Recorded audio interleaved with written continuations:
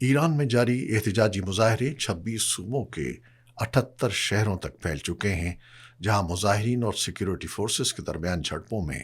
ہلاکتوں کی تعداد 19 ہو گئی ہے۔ انسانی حقوق کی تنظیم HRANA کے مطابق فائرنگ کے واقعات میں 50 سے زائد افراد زخمی،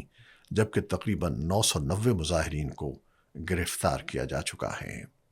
رپورٹ میں کہا گیا ہے کہ سخت سیکیورٹی اقدامات، اضافی نفری کی تعیناتی اور کریک ڈاؤن کے باوجود احتجاج 9ویں روز میں داخل ہو چکا ہے اور جامعات کے طلباء بھی سرگرم کردار ادا کر رہے ہیں۔ حکومت نے دباؤ کم کرنے کے لیے عوام کو آئندہ 4 ماہ تک ماہانہ $7 الاؤنس دینے کا اعلان کیا ہے،